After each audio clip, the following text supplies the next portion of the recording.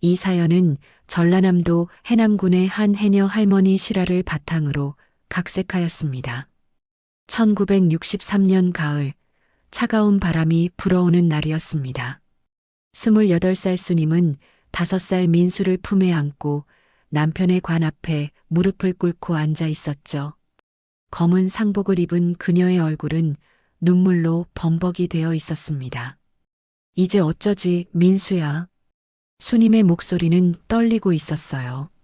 친정어머니는 이미 세상을 떠났고 시댁에서는 며느리를 반기지 않았거든요.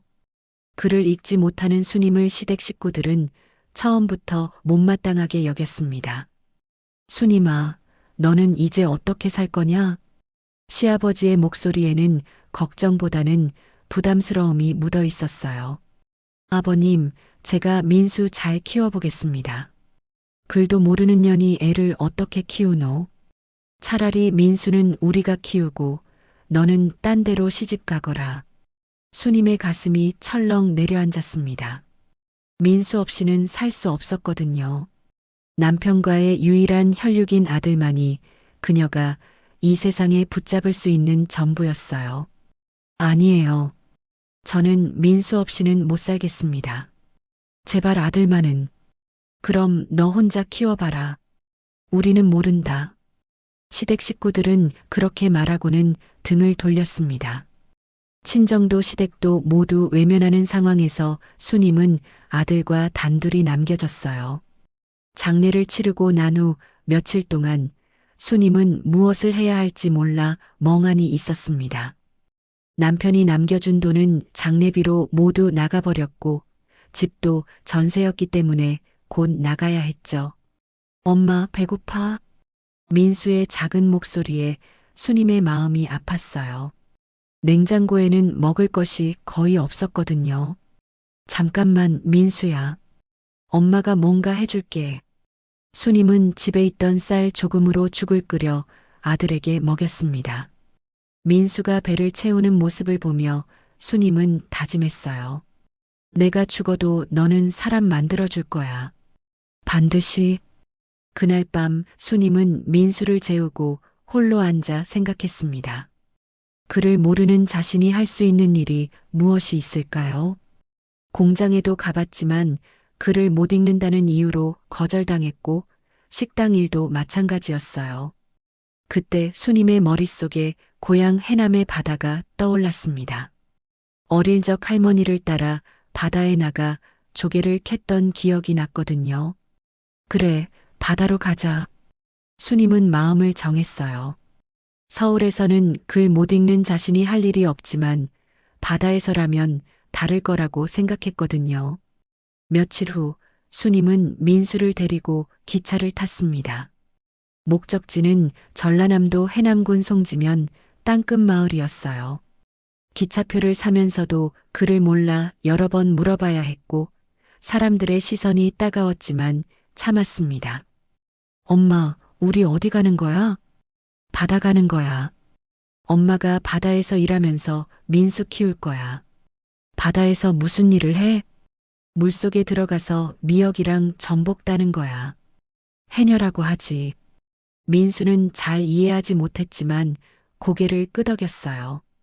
해남에 도착한 수님은 땅끝 마을 해안가로 향했습니다. 마침 해녀들이 물질을 마치고 올라오고 있었어요. 할머니, 죄송합니다. 수님은 해녀들 중 가장 나이가 많아 보이는 분에게 다가가 무릎을 꿇었습니다. 뭔 일이고? 저 좀 해녀로 받아주이소. 애 아버지가 죽어쓴 게 먹고 살 길이 없어서 그럽니다. 수님의 목소리는 울음으로 떨리고 있었어요. 해녀 할머니는 수님을 위아래로 훑어보며 말했습니다. 네가 물질할 줄 알기나 하노? 아니에요. 하지만 배우겠습니다. 제발. 수님은 민수를 앞에 세우며 간절히 부탁했어요. 아이를 본 해녀 할머니의 표정이 조금 누그러졌습니다. 참나, 이 추운데 애를 데리고. 일단 우리 집에 들어와. 얘기를 들어보자. 그렇게 수님과 민수의 새로운 삶이 시작되었습니다. 해녀 할머니는 박정자라는 분이었는데 평생 바다와 함께 살아온 분이었어요. 해녀 일이 간단한 게 아니야. 물속에서 숨 참고 들어가야 하는데 잘못하면 죽을 수도 있어.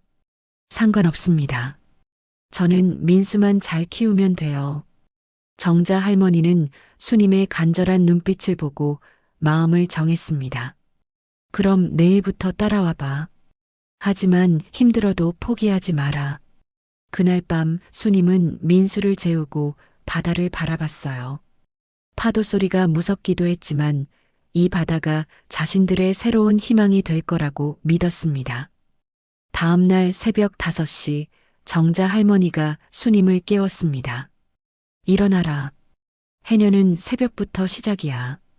수님은 부스스 일어나 민수를 확인했어요.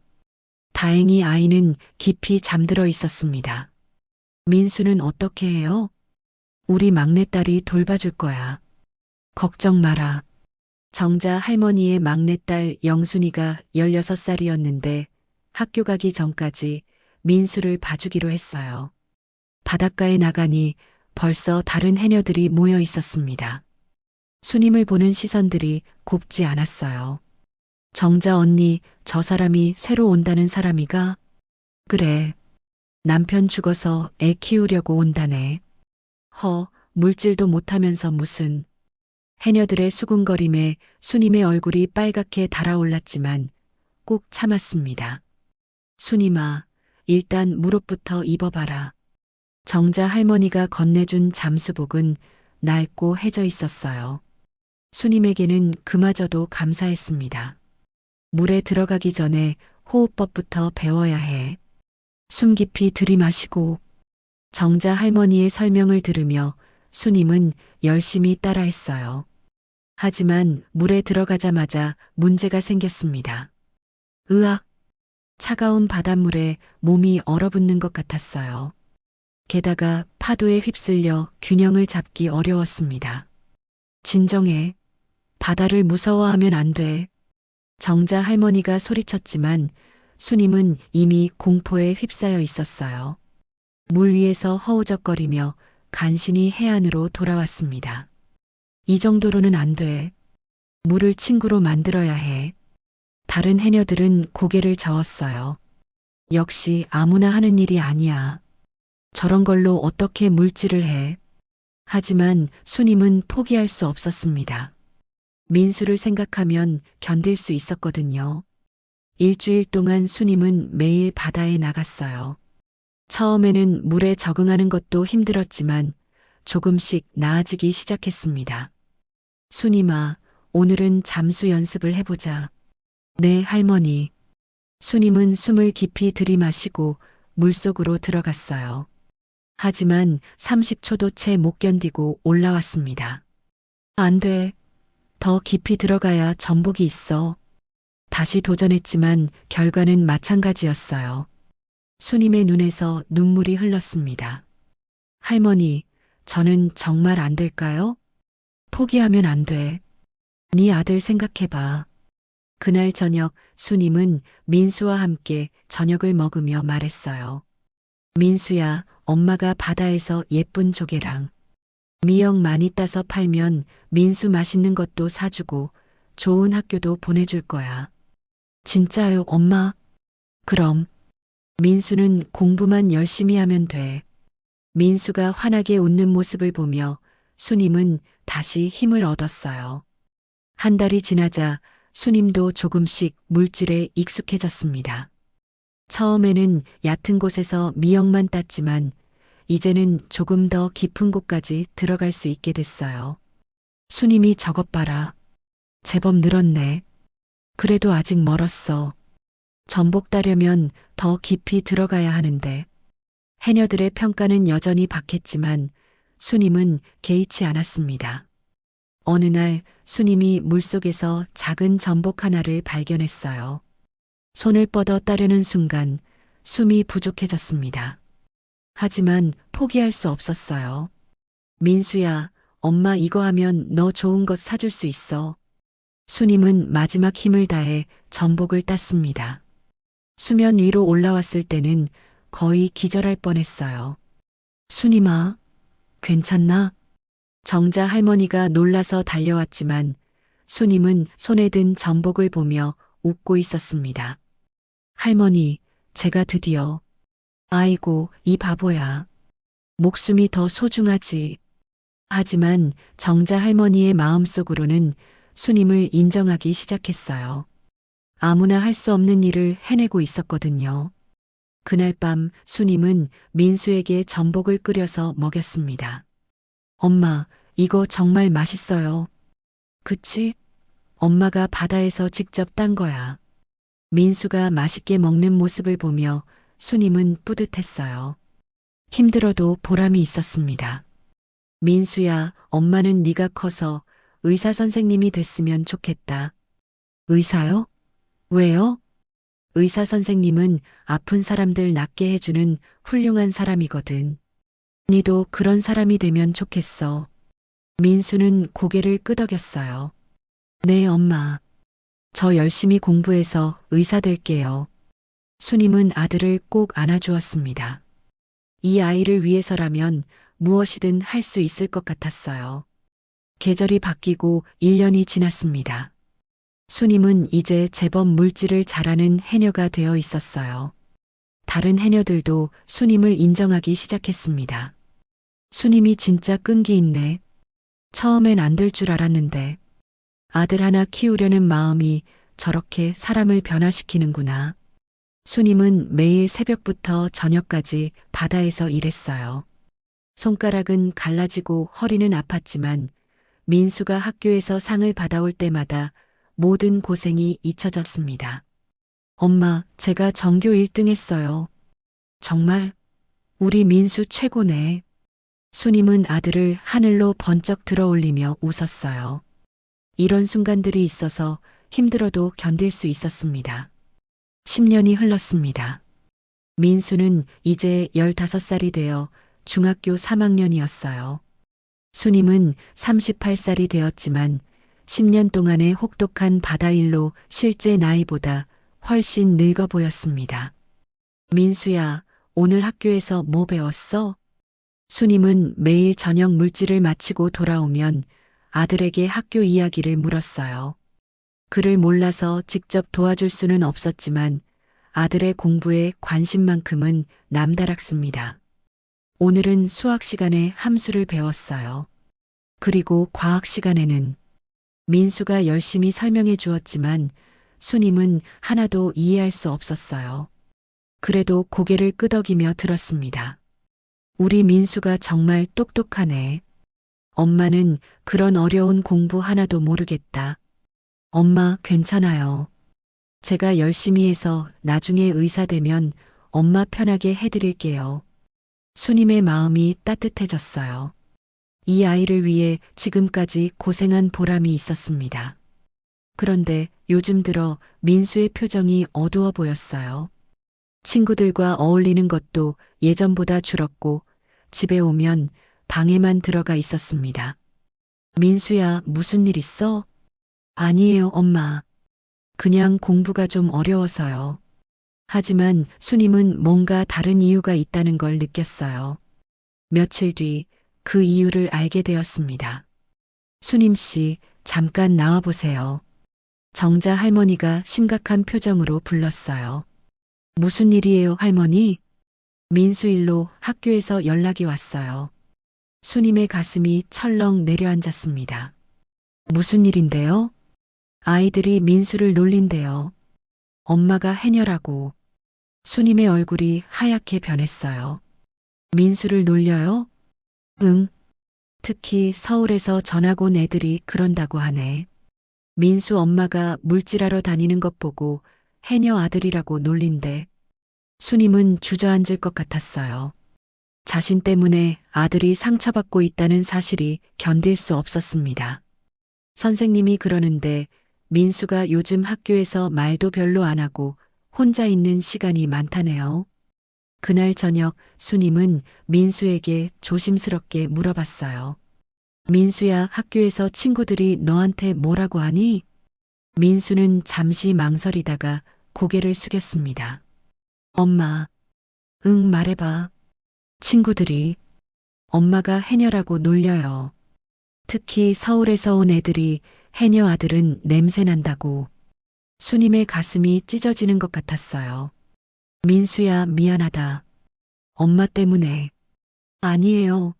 엄마는 잘못 없어요. 민수가 갑자기 소리쳤습니다. 엄마가 저를 위해서 얼마나 고생하시는데. 친구들이 뭘 안다고.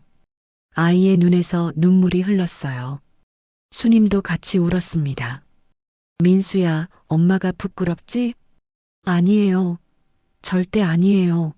엄마는 세상에서 가장 훌륭한 분이에요. 하지만 수님은 알았어요. 아무리 아들이 부정해도 자신 때문에 아이가 상처받고 있다는 것을. 그날 밤 수님은 잠들지 못하고 바다를 바라봤습니다. 10년 동안 자신을 먹여 살려준 바다였지만 이 바다 때문에 아들이 상처받고 있다고 생각하니 원망스럽기도 했어요.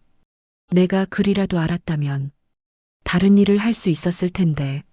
하지만 후회해도 소용없었습니다. 이제 중요한 건 민수의 미래였어요. 며칠 뒤 수님은 중요한 결정을 내렸습니다. 민수야, 엄마가 말이야. 네, 엄마. 너 고등학교는 서울로 보내줄게. 민수가 깜짝 놀랐어요. 서울요? 그럼 엄마는요? 엄마는 여기서 계속 일할 거야. 너 학비 벌어야지. 싫어요. 엄마 혼자 두고 못 가요. 민수야, 여기 있으면 계속 놀림당할 거야. 서울에 가서 공부 열심히 해서 의대 가야지. 수님은 이미 마음을 정했어요. 아들의 미래를 위해서라면 헤어져서 사는 것쯤은 감수할 수 있었습니다. 엄마는 어떻게 혼자 사세요? 괜찮아. 정자 할머니도 있고 동네 분들도 잘해주시고 너만 걱정 없이 공부하면 돼. 민수는 울며 엄마를 안았어요. 엄마, 정말 죄송해요. 제가 약해서. 무슨 소리야. 우리 민수 하나도 약하지 않아. 오히려 너무 착해서 그런 거지. 수님은 아들의 머리를 쓰다듬었습니다. 이 아이만큼은 반드시 성공시켜야겠다고 다짐했어요. 몇 달 후 민수는 정말로 서울의 명문 고등학교에 진학했습니다. 수님이 10년 동안 모은 돈으로 서울의 작은 고시원을 얻어주었어요. 민수야, 서울 가서도 공부 열심히 해야 해. 네, 엄마. 꼭 의대 가서 성공할게요. 기차역에서 헤어지는 순간 수님은 울음을 참느라 애썼어요. 아들도 계속 뒤돌아보며 손을 흔들었습니다. 기차가 떠나고 나서 수님은 혼자 바닷가에 나가 앉았습니다. 이제 진짜 혼자구나. 하지만 후회하지 않았어요. 민수가 서울에서 성공하기만 한다면 자신의 모든 고생이 헛되지 않을 거라고 믿었거든요. 그날부터 수님은 더욱 열심히 일했습니다. 민수에게 용돈도 보내주고 학비도 대주어야 했으니까요. 하루에 2번씩 물질을 하고 저녁에는 미역 말리는 일까지 했어요. 수님아, 너 너무 무리하는 것 아니야? 정자 할머니가 걱정했지만 수님은 괜찮다고 했습니다. 민수만 잘 되면 저는 상관없어요. 그렇게 또 3년이 흘렀습니다. 민수는 고등학교를 최우등으로 졸업하고 드디어 서울대학교 의과대학에 합격했어요. 엄마, 됐어요. 서울대 의대 붙었어요. 전화기 너머로 들려오는 아들의 목소리에 수님은 그 자리에서 주저앉아 울었습니다. 정말이지? 네, 엄마 덕분이에요. 정말 감사해요. 수님은 13년 동안의 모든 고생이 한순간에 날아가는 것 같았어요. 드디어 아들이 꿈을 이룬 거였습니다. 2002년 봄 민수가 서울대학교 의과대학에 입학하던 날이었습니다. 수님은 생전 처음으로 서울에 올라갔어요. 기차에서 내려 지하철을 타고 학교까지 가는 길 모든 것이 신기하고 어지러웠습니다. 엄마, 여기가 제가 다닐 학교예요. 서울대학교 정문 앞에 선 수님은 감격에 겨워 눈물을 흘렸어요. 쉰한 살이 된 수님의 얼굴은 바다바람에 그을리고 주름이 깊게 패여 있었지만 그날만큼은 세상에서 가장 자랑스러운 표정을 하고 있었습니다. 민수야, 엄마가 꿈에도 생각 못했던 일이 일어났네. 엄마, 모두 엄마 덕분이에요. 엄마가 아니었다면 저는 여기 올 수 없었을 거예요. 그날 저녁 민수는 처음으로 엄마를 서울의 괜찮은 식당에 데려갔어요. 수님은 메뉴판을 보며 당황했습니다. 여전히 글을 읽을 수 없었거든요. 민수야, 엄마는 뭘 시켜야 할지 모르겠다. 엄마, 제가 주문할게요. 엄마가 좋아하실 만한 걸로요. 민수가 정성스럽게 음식을 주문하고 엄마의 수저를 정성껏 닦아주는 모습을 보며 수님은 뿌듯했어요. 민수야, 이제 엄마는 좀 편히 살아도 되겠다. 엄마, 아직 멀었어요. 제가 의사 되려면 몇 년 더 공부해야 해요. 그때까지 엄마가 건강하셔야 해요. 그럼 엄마는 죽어도 너 의사 될 때까지는 안 죽는다. 모자는 그렇게 웃으며 이야기했어요. 그로부터 7년이 더 흘렀습니다. 민수는 의과대학을 우수한 성적으로 졸업하고 레지던트 과정을 거쳐 드디어 흉부외과 전문의가 되었어요. 이제 31살이 된 민수는 서울의 유명한 대학병원에서 일하고 있었습니다. 수님은 58살이 되어 예전만큼 물질을 할 수는 없었지만 여전히 바다에서 일하고 있었어요. 이제는 젊은 해녀들을 가르치는 일도 하고 있었습니다. 수님이 엄니, 아들 의사 됐다면서? 정말 대단하네. 허허, 고생한 보람이 있지. 마을 사람들은 수님을 존경했어요. 혼자서 아들을 의사로 키워낸 것이 쉬운 일이 아니었거든요. 그러던 어느 날 민수에게서 전화가 왔습니다. 엄마, 저 결혼하려고 해요. 수님은 깜짝 놀랐어요.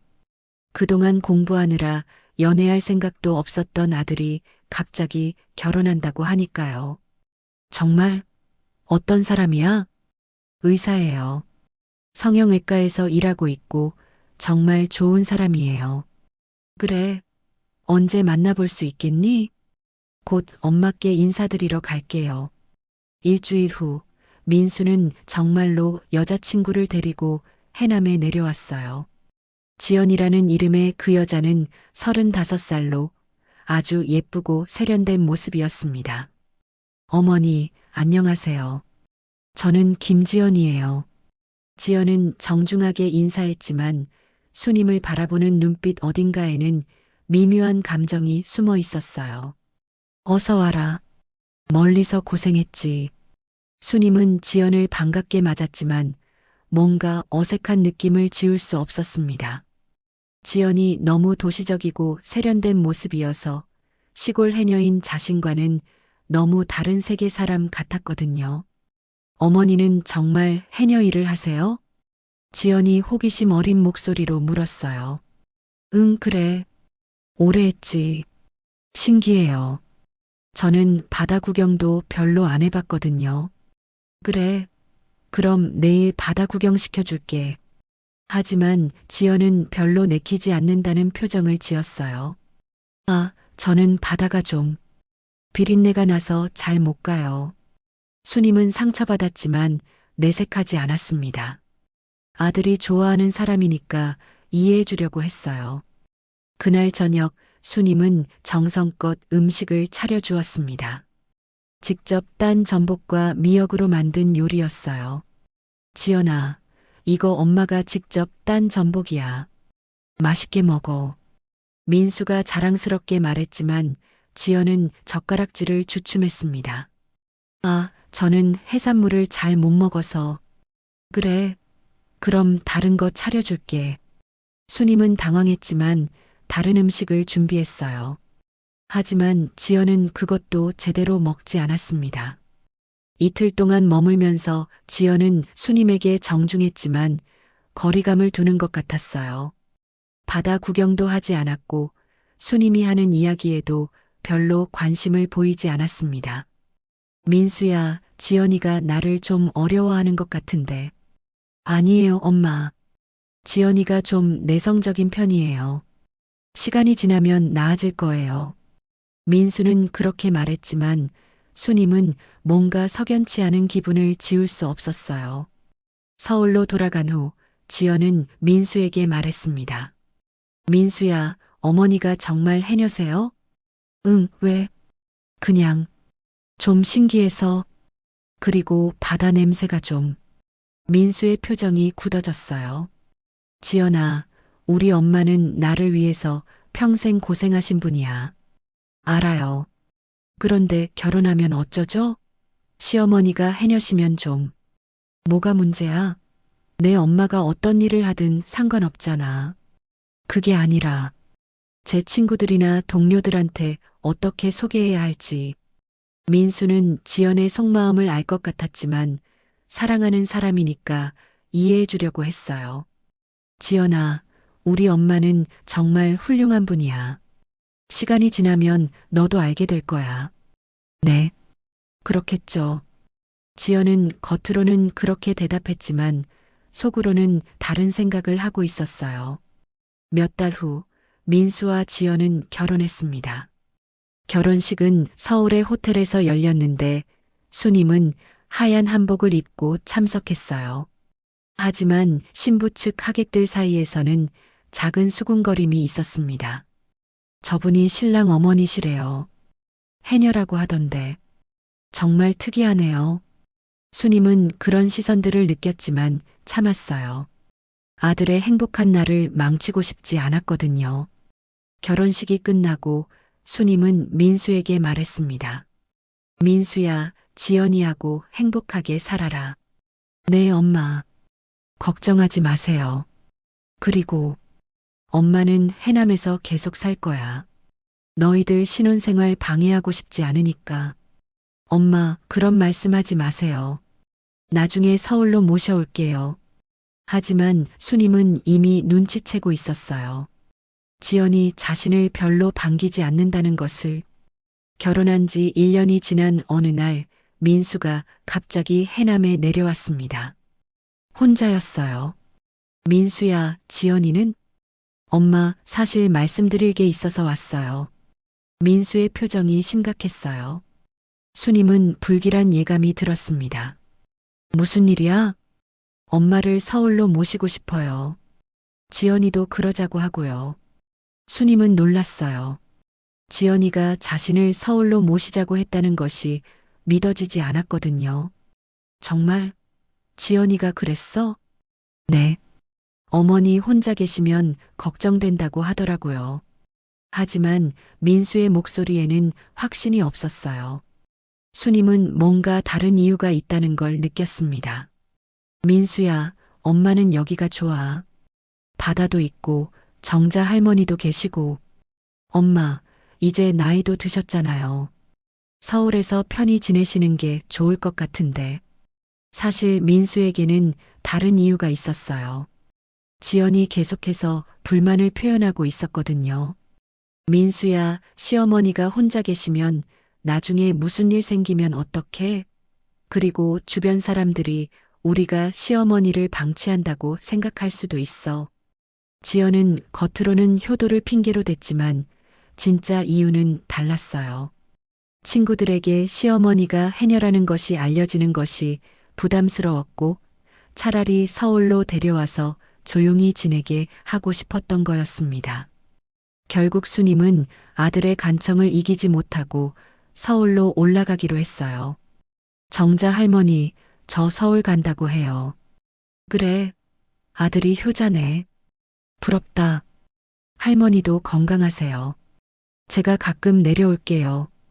26년 동안 살았던 해남을 떠나는 것은 쉽지 않았어요.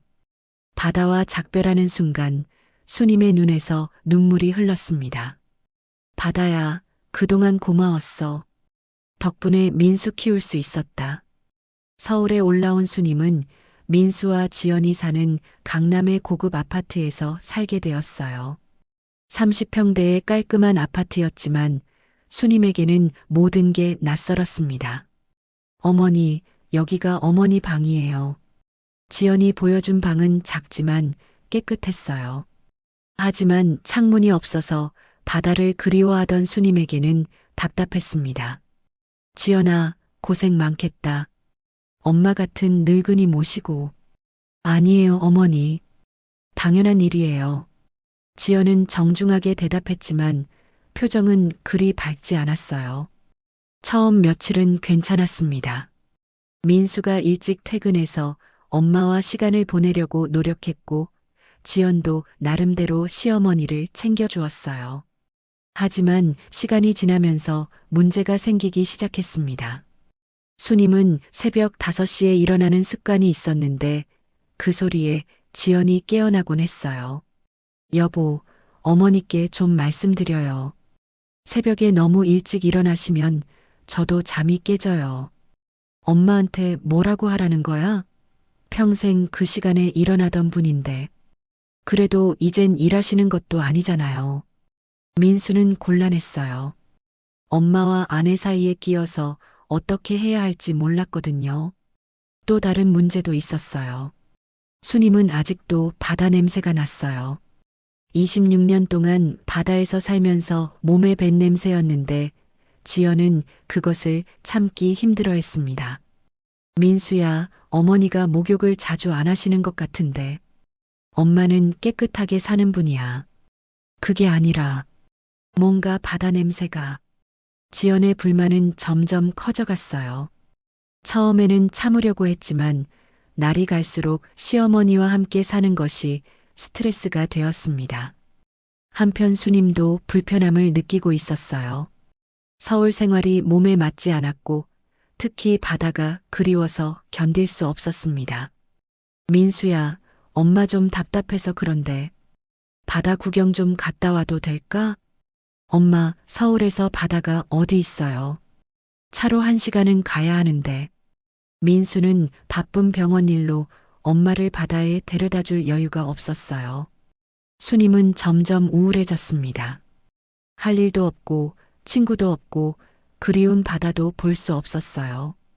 어느 날 수님이 화장실을 가려고 복도를 지나가다가 민수와 지연의 방에서 나오는 대화를 들었습니다. 여보, 정말 힘들어요. 뭐가? 어머니 모시는 거요. 냄새도 나고 새벽에 일찍 일어나시고 그리고 제 친구들도 좀 이상하게 봐요. 왜? 시어머니가 해녀였다고 하니까 다들 신기하다면서. 좀 부담스러워요. 수님의 가슴이 뛰기 시작했어요. 지연아, 그래도 우리 엄마인데. 알아요. 하지만 좀 힘들어요. 차라리 요양원 같은 데 모시면 어떨까요? 요양원? 엄마가 아픈 것도 아닌데?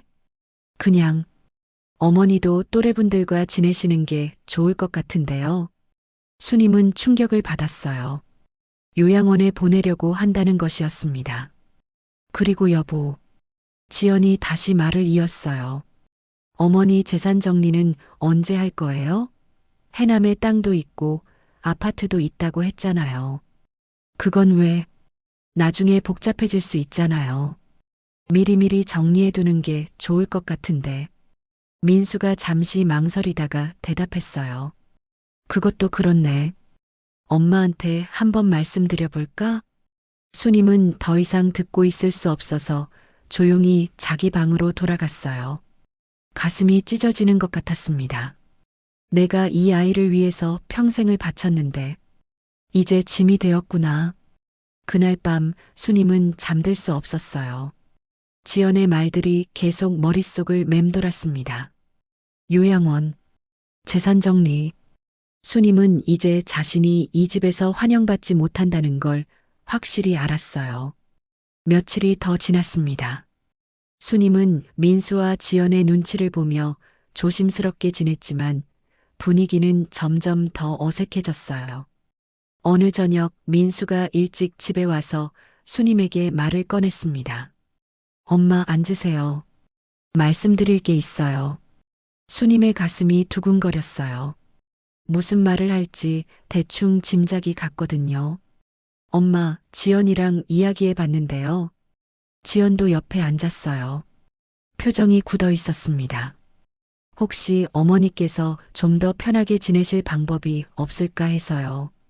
무슨 뜻이야? 은빛마을 노인복지관이라고 아주 좋은 데가 있어요.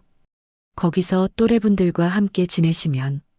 수님은 예상했던 말이었지만 실제로 들으니까 충격이었어요. 요양원 말이니? 요양원이 아니라 복지관이에요. 어머니 건강도 체크해주고 친구들도 사귈 수 있고 엄마가 아픈 것도 아닌데 왜 그런 데를 가야 해? 민수가 당황했어요. 엄마가 화를 낼 줄 몰랐거든요. 엄마, 그게 아니라 여기 있으면 엄마도 심심하실 것 같고 심심하면 해남에 가면 되지. 그것도 그런데 너무 자주 오가시면 힘드실 것 같아서요. 수님은 아들의 진심을 알고 있었어요. 아들이 정말로 자신을 걱정해서 하는 말이 아니라는 것을. 민수야, 엄마가 여기 있는 게 불편하니? 그런 게 아니에요, 엄마. 하지만 지연이 끼어들었어요. 어머니, 사실은. 지연이 잠시 망설이다가 말을 이었습니다. 저희가 아이를 가지려고 하는데 그러면 집이 좀 좁을 것 같아서요. 수님은 그제야 진짜 이유를 알았어요. 아이를 가지려고 하니까 자신이 방해가 된다는 거였습니다. 아, 그래. 아기를 가지려고 하는구나. 네, 그래서 어머니께서 좀 더 넓고 쾌적한 곳에서 지내시는 게 좋을 것 같아서요. 수님은 씁쓸하게 웃었어요. 그래, 알겠다. 엄마가 생각해 볼게. 그날 밤 수님은 다시 잠들 수 없었어요. 26년 동안 바다에서 고생하며 모은 재산이 얼마나 되는지 계산해 봤습니다.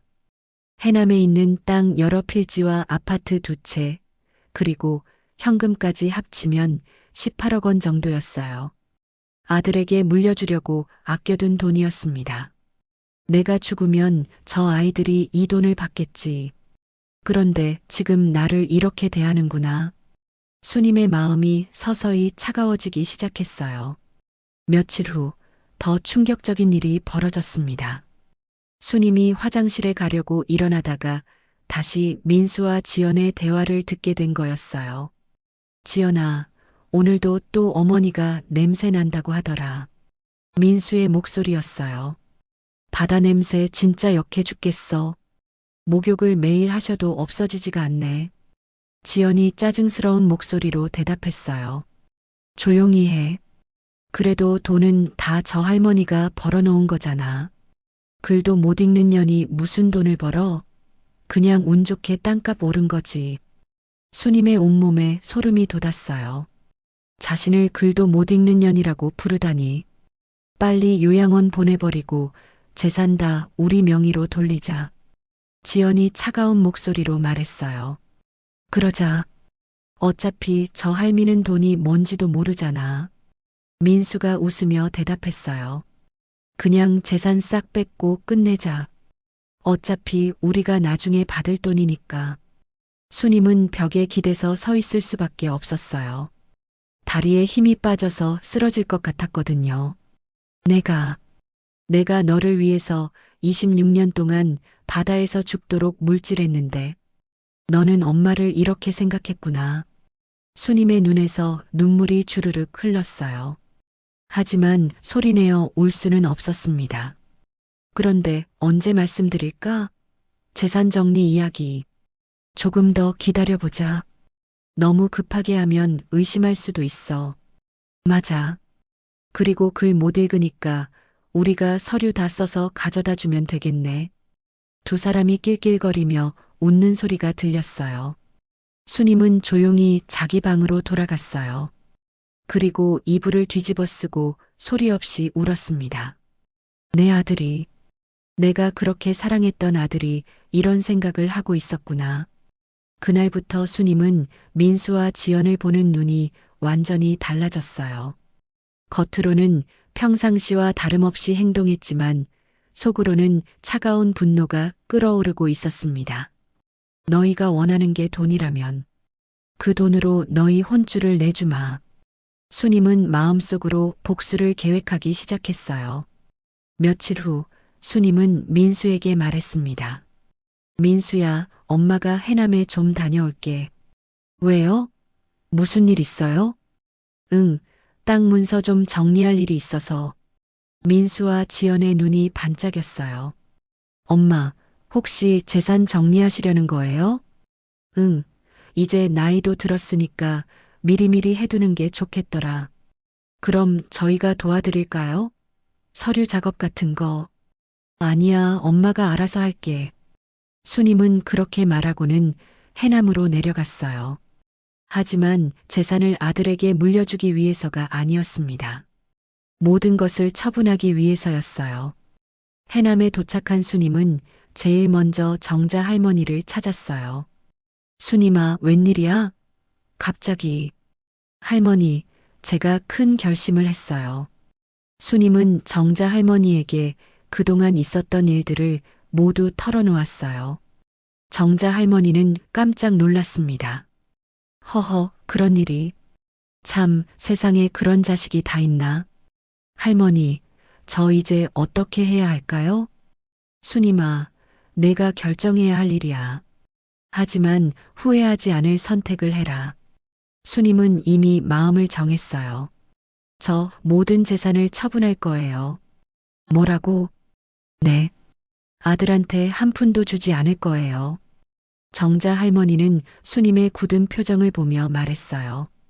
그래, 내가 그렇게 결심했다면 지지해 줄게. 하지만 정말 확실하니? 네. 더 이상 망설이지 않을 거예요. 수님은 해남에서 변호사를 찾았습니다. 김정우 변호사는 마을에서 소문난 실력 있는 분이었어요. 어르신, 무슨 일로 오셨습니까? 변호사님, 제 재산을 모두 처분하고 싶어요. 김 변호사는 수님의 말에 놀랐어요. 처분이라고 하시면 팔아서 기부할 거예요. 한 푼도 남기지 않고요. 수님은 차근차근 자신의 상황을 설명했어요. 김 변호사는 안타까운 표정을 지었습니다. 어르신, 정말 심사숙고하신 결정인가요? 18억이라는 큰 돈인데. 네, 결심했어요. 제발 도와주세요. 그럼 어떤 방식으로 처분하시려는지요? 수님이 말했어요. 해남에 있는 땅들은 모두 지역복지재단에 기부할게요. 서울에 있는 아파트 2채는 경매에 내놓고 현금으로 바꿔주세요. 현금은 어떻게 하실 건가요? 홀몸 어르신들과 한부모 가정을 위한 장학재단을 만들어서 모든 돈을 기부할 거예요. 김 변호사는 감동했어요. 정말 대단하신 결정입니다. 하지만 시간이 좀 걸릴 것 같은데요. 상관없어요. 천천히 해도 돼요. 수님은 한 가지 더 당부했어요. 그런데 변호사님, 제 이름은 절대 밝히지 말아주세요. 익명으로 기부한다고 해주세요. 알겠습니다. 그런데 혹시 아드님께는 말씀하지 않으시나요? 나중에 모든 게 끝나면 알게 될 거예요. 일주일 동안 해남에서 지내면서 수님은 모든 절차를 밟았어요. 땅 문서들을 정리하고 아파트 매매 계약도 진행했습니다. 정자 할머니는 매일 수님을 찾아와 걱정했어요. 수님아, 정말 괜찮겠니? 나중에 후회하지 않을까? 할머니, 저는 후회하지 않을 거예요. 오히려 속이 시원해요. 그래도 노후 대비은 해야 하지 않겠어? 수님이 웃으며 답했어요. 할머니, 저한테는 이 바다가 있잖아요. 아직 물질할 수 있어요. 어떻게 그런 마음이 드니? 26년 동안 아들을 위해서 살았는데 이제는 저를 위해서 살고 싶어요. 그리고 정말로 도움이 필요한 사람들을 위해서요. 서울로 돌아간 수님은 평상시와 똑같이 행동했어요. 민수와 지연은 수님이 해남에서 뭘 했는지 궁금해했지만 직접 묻지는 않았습니다. 엄마, 해남에서 잘 다녀오셨어요? 응, 잘 다녀왔어. 땅 문서 정리는 잘 되었나요? 민수가 슬쩍 물어봤어요. 응, 다 정리했어. 그럼 이제 우리한테 명예 이전 같은 거. 그건 나중에 이야기하자. 아직 복잡한 게 많아서. 수님은 그렇게 둘러댔어요. 민수와 지연은 조금 답답했지만 더 재촉하지는 않았습니다. 한 달이 지났을 때 김 변호사에게서 연락이 왔어요. 어르신, 모든 절차가 완료되었습니다. 아파트 두 채가 모두 팔렸고 총 18억 원이 현금으로 준비되었어요. 그럼 이제 기부할 수 있나요? 네, 언제든지 가능합니다. 수님은 다시 해남으로 내려갔어요. 이번에는 정말로 마지막 작업을 위해서였습니다. 해남군청에서 열린 기부 행사는 조용했어요. 수님의 요청에 따라 언론에 알리지도 않았고 최소한의 사람들만 참석했습니다. 익명의 기부자께서 해남군 복지재단과 전국장학재단에 18억 원을 기부해 주셨습니다. 군청 직원이 발표했지만 수님의 이름은 언급되지 않았어요. 기부 증서를 받은 수님은 마음이 홀가분했어요. 이제 민수와 지연에게 물려줄 재산은 한 푼도 없었습니다. 할머니, 이제 정말 끝났어요. 수님아, 정말 잘했다. 내가 평생 고생해서 모은 돈이 좋은 곳에 쓰이겠구나. 네. 저보다 더 어려운 사람들이 도움받을 수 있으면 좋겠어요. 그날 저녁 수님은 바닷가에 나가 앉았어요. 파도 소리를 들으며 지난 일들을 되돌아봤습니다. 민수야, 너는 엄마가 글도 못 읽는 년이라고 했지만 엄마는 사람 마음 읽는 건 배웠다. 너희 마음 속에는 엄마라는 글자가 한 글자도 없더구나. 수님은 서울로 돌아가지 않기로 결심했어요. 정자 할머니네 빈방을 얻어서 다시 해녀로 살기로 한 거였습니다. 할머니, 제가 다시 여기서 살아도 될까요? 그럼 언제든지 환영이야. 바다도 너를 기다리고 있었을 거야. 수님은 다시 물질복을 입었어요.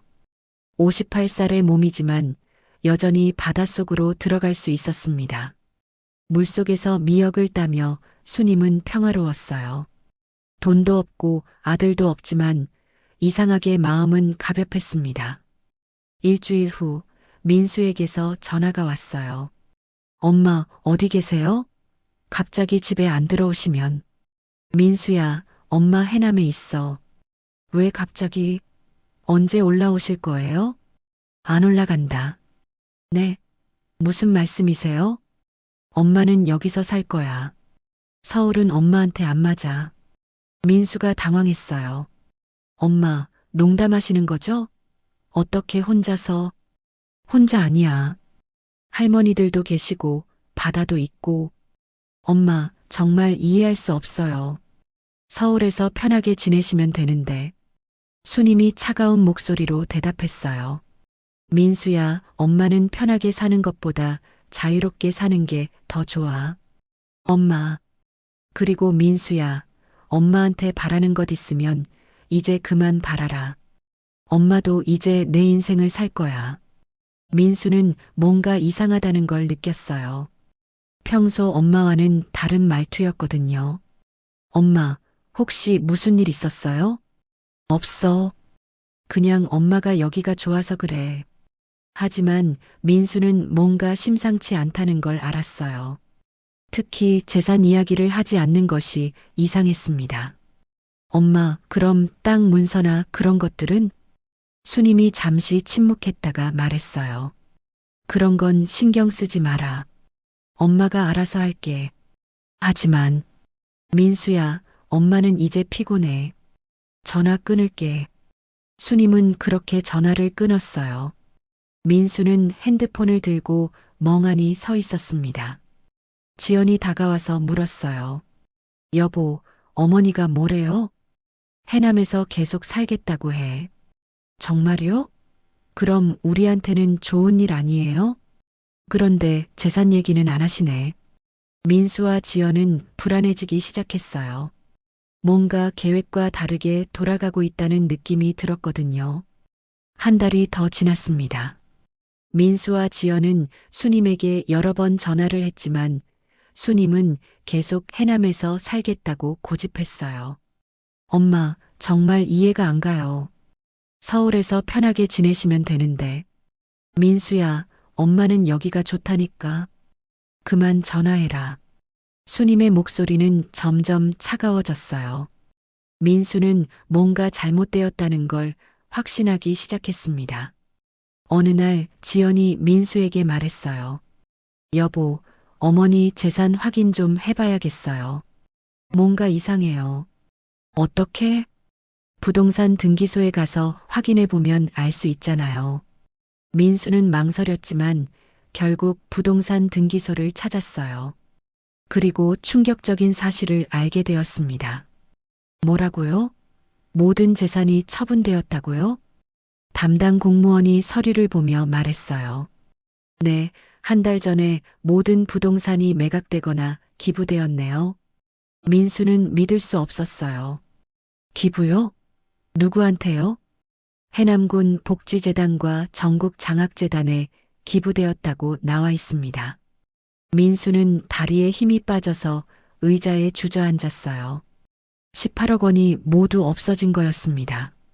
집에 돌아온 민수는 지연에게 모든 걸 말했어요. 뭐라고? 18억이 다 없어졌다고? 지연이 소리를 질렀어요. 어떻게 이런 일이? 우리한테 말도 없이? 지금 당장 해남으로 가야겠어. 민수와 지연은 그날 바로 해남으로 향했어요. 차 안에서 두 사람은 말이 없었습니다. 분노와 당황스러움이 뒤섞여 있었거든요. 여보, 이거 큰일 났어요. 우리 집 대출금은 어떻게 갚아요? 지연이 울먹이며 말했어요. 실제로 민수와 지연은 어머니 재산을 담보로 큰 대출을 받아놓은 상태였거든요. 일단 엄마를 만나서 이야기해 봐야겠어. 해남에 도착한 두 사람은 정자 할머니 집으로 갔어요. 수님은 바다에서 물질을 하고 막 돌아온 참이었습니다. 엄마, 민수가 소리쳤어요. 수님은 놀라지도 않고 차분하게 돌아봤습니다. 왔구나. 엄마, 이게 무슨 일이에요? 재산을 다 어디 보냈어요? 민수의 목소리는 분노로 떨리고 있었어요. 재산? 그게 왜? 수님이 태연하게 물었어요. 왜요? 우리한테 말도 없이 18억을 다 기부해버렸다면서요. 지연이 끼어들었어요. 어머니, 이건 너무하시는 거 아니에요? 수님은 두 사람을 차분히 바라봤어요. 너무하는 게 뭐가 너무해? 그 돈은 우리가 받을 돈이었잖아요. 지연이 소리쳤어요. 수님이 차가운 미소를 지었어요. 너희가 받을 돈? 누가 그렇게 정했어? 엄마가 돌아가시면 당연히 저희가 상속받는 거잖아요. 민수가 말했어요. 수님의 눈빛이 차가워졌어요. 민수야, 엄마 죽기를 기다렸구나? 그게 아니라. 아니야, 맞아. 너희는 엄마가 언제 죽을지만 기다리고 있었지. 수님이 일어서서 말했어요. 엄마, 무슨 소리예요? 민수야, 엄마가 귀머거리인 줄 알았니? 수님의 목소리가 높아졌어요. 너희가 뭐라고 했는지 다 들었다.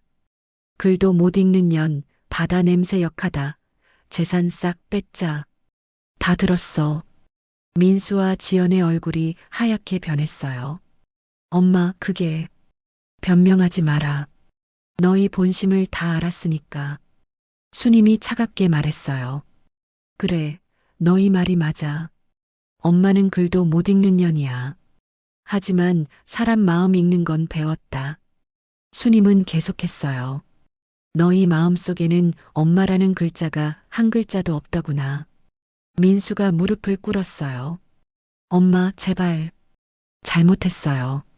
다시는 그런 말 안 할게요. 너무 늦었어. 수님이 단호하게 말했어요. 지연이도 무릎을 꿇으며 울었어요. 어머니, 정말 죄송해요. 제가 잘못했어요. 돈 다시 돌려주세요. 하지만 수님은 돌아서며 말했어요. 돈? 이미 다 어려운 사람들한테 갔어. 한 푼도 남은 게 없다. 엄마, 우리 집이 망해요. 대출금도 못 갚고. 민수가 절규했지만 수님은 멈추지 않았어요. 너희가 망하든 말든 엄마는 상관없어. 너희가 엄마를 버렸듯이 이제 엄마도 너희를 버린다. 수님은 바다로 향했어요. 민수와 지연이 따라왔지만 수님은 뒤돌아보지도 않았습니다. 엄마, 정말 이러실 거예요? 민수가 마지막으로 소리쳤어요. 수님은 바다 앞에서 멈춰서서 돌아봤어요. 민수야, 마지막으로 말해준다. 수님의 목소리는 차갑지만 슬펐어요. 엄마는 30년 동안 이 바다에서 너를 위해 죽으림을 다했다. 너를 사람 만들기 위해서였어. 민수와 지연이 조용히 들었어요. 그런데 너희는 그 엄마를 개 취급했지. 글도 못 읽는 년 냄새 나는 할머니. 수님의 눈에서 눈물이 흘렀어요. 이제 엄마는 다시 바다로 돌아간다. 너희는 엄마보다 더 차가운 세상에서 살아가거라. 수님은 잠수복을 입고 바다로 들어갔어요. 민수와 지연은 해변에서 그 모습을 바라볼 수밖에 없었습니다. 바닷속에서 수님은 자유로웠어요. 이 바다가 자신의 진짜 집이라는 걸 다시 한번 느꼈거든요. 수면 위로 올라온 수님은 해변의 민수와 지연을 보며 마지막 말을 던졌어요. 너희가 원했던 건 엄마가 아니라 엄마 돈이었지. 이제 그 돈은 정말로 도움이 필요한 사람들에게 갔어. 너희는 이제 너희 힘으로 살아가거라. 민수와 지연은 더 이상 할 말이 없었어요. 수님은 다시 바닷속으로 들어갔고 두 사람은 빈손으로 서울로 돌아갈 수밖에 없었습니다. 그날 저녁 수님은 정자 할머니와 함께 저녁을 먹으며 말했어요. 할머니, 이제 정말 속이 시원해요. 잘했어, 수님아. 내가 옳은 일 했다. 네. 이제 진짜 제 인생을 살 거예요. 바다에서 들려오는 파도 소리를 들으며 수님은 처음으로 진정한 평화를 느꼈어요. 돈도 없고 아들도 없었지만 자신을 배신하지 않는 바다가 있었거든요. 몇 달 후 민수와 지연은 정말로 집을 잃고 작은 원룸으로 이사해야 했어요. 대출금을 갚지 못해서 신용불량자가 되었고 지연은 민수를 원망하며 결국 이혼을 요구했습니다. 하지만 수님은 그런 소식조차 관심이 없었어요. 매일 바다에서 물질을 하며 평화롭게 살고 있었거든요. 어떤 사람들은 수님이 너무 냉정했다고 말했지만 정자 할머니는 수님을 응원했어요. 수님아, 내가 잘한 거야. 배은망덕한 자식에게 복수한 게 아니라 정말 어려운 사람들을 도운 거니까. 수님은 고개를 끄덕이며 바다를 바라봤어요. 이제 정말로 자유로웠습니다. 부모의 사랑은 조건이 없습니다. 하지만 그 사랑을 당연하게 여기고 부모를 돈으로만 바라본다면 결국 모든 것을 잃게 됩니다. 글을 몰라도 사람의 마음은 읽을 수 있고 나이가 들어도 자신의 존엄을 지킬 수 있습니다. 진정한 효도는 부모의 재산을 탐내는 것이 아니라 부모의 마음을 이해하고 존중하는 것입니다. 그리고 무엇보다 부모도 한 명의 인간으로서 존중받을 권리가 있다는 걸 잊지 말아야 합니다. 수님 할머니는 자신을 배신한 아들에게 용서를 베풀지 않았습니다. 때로는 용서하지 않는 것이 더 올바른 선택일 수 있습니다. 대신 그 돈을 정말로 도움이 필요한 사람들에게 기부함으로써 진정한 선행을 보여주었죠. 여러분도 혹시 주변의 어르신들을 돈으로만 바라보고 계시지는 않나요? 그분들의 마음과 존엄을 먼저 생각해 보시길 바랍니다. 부모의 사랑을 당연하게 여기지 말고 그 사랑에 진심으로 감사하며 살아가세요. 그리고 무엇보다 사람을 사람으로 대하는 기본적인 예의를 잊지 마시길 바랍니다. 이 이야기가 여러분에게 깊은 감동을 주었다면 댓글로 여러분의 생각을 나눠주세요. 그리고 주변에 이런 이야기가 필요한 분들이 계시다면 공유도 부탁드립니다. 끝까지 들어주셔서 감사합니다.